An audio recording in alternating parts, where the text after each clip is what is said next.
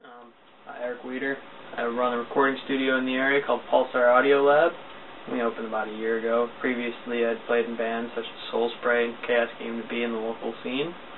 I'm a drummer of 15 plus years. I lost track a little bit ago.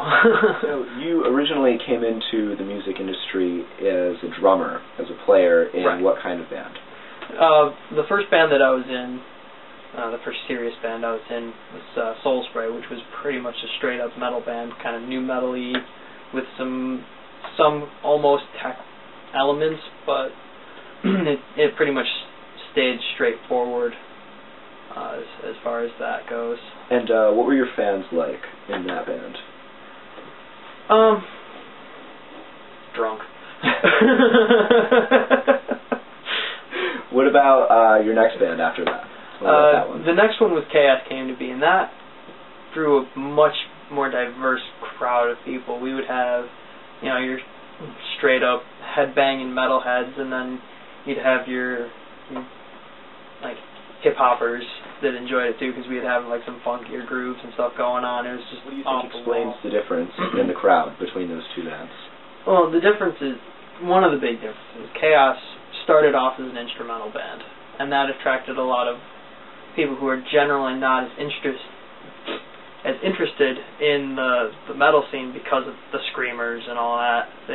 While they might be interested in, some of the actual musician work that's involved with it, they get kind of thrown off by somebody yelling in their face. Taking the aggressive aspect out of the equation in metal made it such that you had a more diverse crowd? Exactly, because they could take what the players were actually playing, the music that was being presented, and actually listen to that, focus on that, rather than focus at this person that's spitting in their face. Do you think that people generally associate an aggressive nature with metal? Generally, yes. And even still, with instrumental, it's got somewhat of an aggressive feel to it, largely because it's upper tempo, it's really busy, you've got heavy distortion on the guitars, you've got a lot of double bass drum work going on, a lot of fills, a lot of fast snare drum, which gives it that kind of driven feel to it. But the fact that you take the singer out of the equation, or the screamer rather, out of the equation, makes it more palatable for the general audience. Exactly. So you started as a drummer in the music industry, and now you're a studio owner. So tell me a little bit about that. How did that come into the equation? That started to come around towards actually the prime of Soul Spray, when I got interested in how it actually sounded, how to make a record so that we could present it to people and have them go, oh, that sounds really, really good. I'm interested in your band. Not even necessarily to get a deal, but just to have something good to listen to. And it kind of progressed there. I was really interested in how sound actually was created, how it travels, how it changes through its travel through air, because it disperses and it decays, and the whole Doppler effect thing is really interesting. How you're moving towards a sound source, so it's compressing the waves a little bit, making it higher pitched as you approach it, and then it stretches the waves if you're moving away from it, so it makes it seem like it's dropping in pitch. That was always really interesting. And then even more into the technical side of things, how you get a sound wave to turn into an electrical signal and then back again while maintaining its clarity and its integrity. That was always really interesting to me as well. And then I suppose it was also related to my first love with just listening to music, appreciating music, and just analyzing just the sound of it, not necessarily the theory behind what they're playing, but how it's being played, how it's being presented, how it's mixed, how they interact with each other in the mix. So it's something that started to get into my head to actually be able to control that and play with it and be able to create my own sounds and my own, I don't really know the right word for that, but you want your signature on the sound. Exactly. You want it to have the Erik timbre. So how would you say that your musical taste influences your ability to mix and record other artists? I feel that it allows me to look at each song as an individual work, so that not every piece that I mix sounds exactly the same. Because if I'm mixing a metal album, I'm going to have things EQ'd and compressed a lot differently than I would if I was mixing, say, a jazz album. I would even mic things far differently. Where, say, on like a metal album, I'd have all the drums super close mic, they'd be really punchy, really in your face. Whereas in a jazz album, I'd use far less mics. I'd focus mostly on a room sound to just get the overall feel of the drum kit rather than the detail, because that's not really the focus. It's more of you can feel the pulses rather than hear the pulses. That's a very common thing that's been beneficial to me, that growing up and throughout my life, it's always been kind of diversifying my listening taste that allows me to do more diverse things with my mixing and recording, which also tends itself a little bit more to why lean into the recording side of it. The act of being in the studio and creating an album is artistically substantial. Very much so. It's kind of like somebody painting a picture or sculpting a statue. It's a piece of work. So you had sort of a natural interest in the physics of sound, just the principles involved in the way that things sound. Mm-hmm. And how they interact with their surroundings. The fact that you're able to pay attention to the sounds with that sort of clarity means that really the technology has evolved to the point where you can translate that sound accurately. Oh, absolutely, and especially now in the digital age, we've got endless abilities, which is an advantage, but also at the same time it's a disadvantage. You've got all these things you can play with, and it gets to a point where you have to ask yourself, I have to finish this mix. While I can always do more to it with, really no cost involved other than my time, when is it done?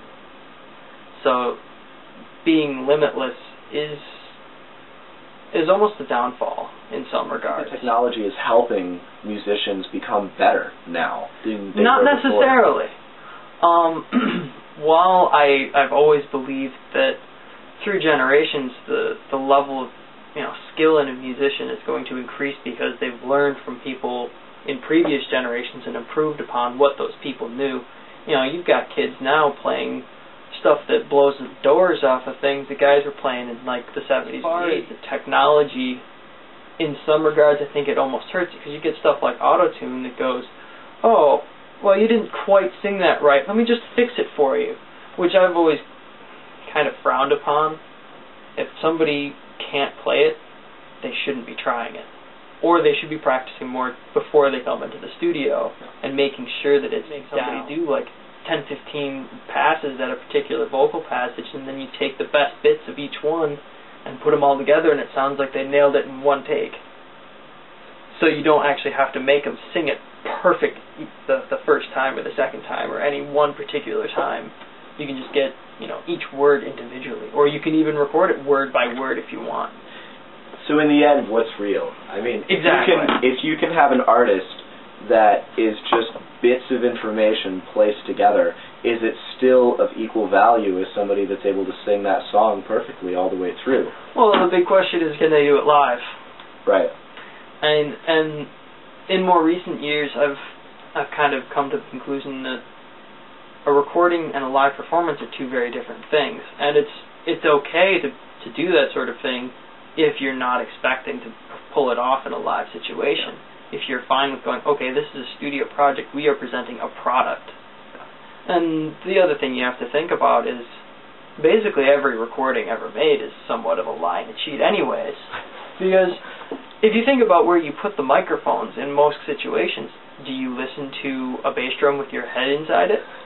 Do you put your ear right next to the snare drum or the guitar cab? Is your head inside the piano when you're listening to it? I mean, so right from there, it starts to lose its trueness. It starts to go to this, product that needs to be polished anyway, so why not cheat more? It's important, really, to be able to look at the fact that a studio is giving a product themselves that they don't necessarily have full control over. That's true. And it's our job to take what we're given and do the best that we can with it. And for you as a producer, I mean, as someone that owns a studio, how do you go about talking to your clients in that respect? Like, do you stress that they should do something in the studio that's different from live, but that live they need to focus and be quality anyway? Yes and no. It really, again, depends on the band itself. Like, if it's a band that you try to record and they just sound absolutely terrible under the microscope, obviously you need to do some things to make it so that you actually are comfortable putting your name, your studio's name, on the recording. Say, yeah, I did this recording. You want it to sound good. If they don't sound good live, that's their problem. Right. But at the same time, you do want to coax a good performance out of them. Right. So that not only does it give you a better product, it makes your job easier in the end. Because if they play, poorly, they don't hit the drums right, they don't play their guitar right, they are flumping around on their chords. Well, the notes might be right, but the tone is all kind of off, and they're kind of up and down in their volumes. It gives you a lot more work you have to do. Well, for somebody that's in the studio, their work is to create something that's going to be presented exactly the same way every time. Right. Whereas in a performance aspect, to a certain extent, the personality of the performer comes into the equation. So the way that the performance comes off tends to vary each time. So if you're in the studio making a record, there's certainly some benefit to being able to present an idea perfectly every time. Oh, absolutely. As in, it's kind of like how you think about classical recordings, like classical music.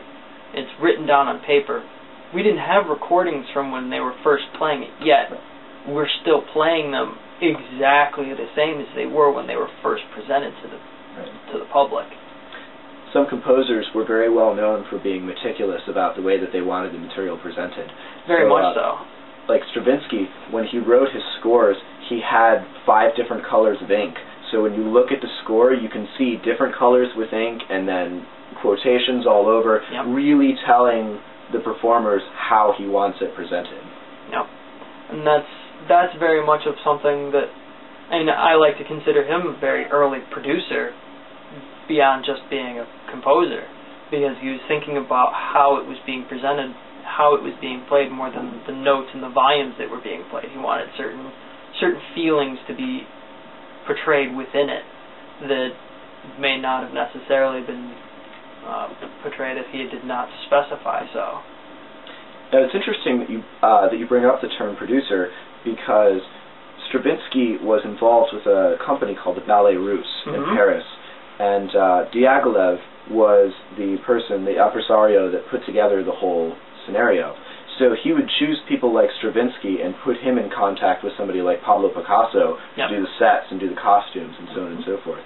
So in some ways, your job in 2010 is very similar, because you have to take what people are talented at and bring out the best qualities of it. Absolutely. Like I said, coaxing a good performance out of somebody is exactly doing that. Is you take the song that they have, the notes they're playing, the rhythms they're playing, the relationships they have between the instruments, and you try to get them to play it a certain way, to get it to feel a certain way, based on, might be something that they've mentioned that the song is based on, or it might be something that you hear just kind of intangible, like, I've got this feeling that I'm getting from this song, whether it's even from a lyric you've heard or just by the way they're playing it at a certain moment, that you get a feeling and then they stop doing it that way. So like, I want to get back to what you were doing a moment ago, because that had a certain feeling that gave the song a certain mood, that it made it move a certain way, or it gave the listener a certain feeling or emotion or anything like that.